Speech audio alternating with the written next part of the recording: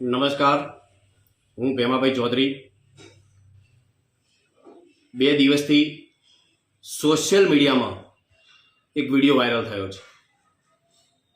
Video છે સમી તાલુકાના દાદર ગામના વતની અજમલભાઈ ચૌધરી, જેઓ ચૌધરી સમાજના આગેવાન છે. બનાવ એવો છે કે 1.5 વર્ષ પહેલા સનાળ રાધનપુરની બાજુમાં આવેલું ચૌધરી સમાજનું એક આશ્રમ છે. ત્યાંના મહંત અને દેવ દરબાર ગઢના મહંત વચ્ચે કંઈક 1.5 વર્ષ પહેલા બોલાચાલી એમના લેવડ દેવડ બાબતમાં થઈ રહી છે. એ બાબતને લઈને જાણવા મળ્યા મુજબ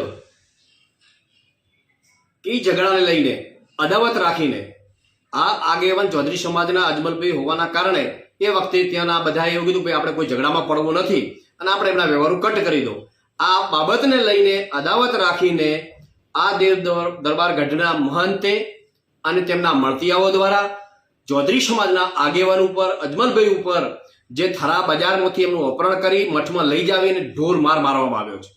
એમના ટપુરીઓ લુખાઓ વિડીયોમાં જોયો છે એ પ્રકારે માર મારી રહ્યા છે.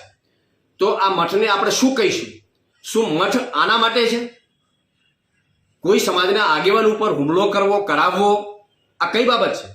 ગઈકાલે પણ થરા પોલીસ સ્ટેશનની અંદર ગયા હતા ફરિયાદ કરવા માટે. પોલીસ ફરિયાદ લેતી નથી. તો કેમ પોલીસ ફરિયાદ નથી લેતી? તો પોલીસના શું ત્યાં મઠ સાથે એમનો ત્યાં તાર છે? એમના ફરિયાદ કેમ નથી લેવામાં આવતી?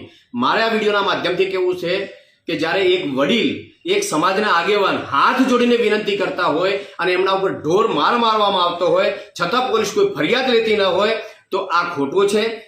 આ ગુજરાત સરકારની અંદર ખરેખર આજે રોજબરોજની આવી ઘટનાઓ ઘટી રહી છે. આજે ખુલ્લે આમ મર્ડરો થઈ રહ્યા છે, કાયદોની વ્યવસ્થા કથળી રહી છે.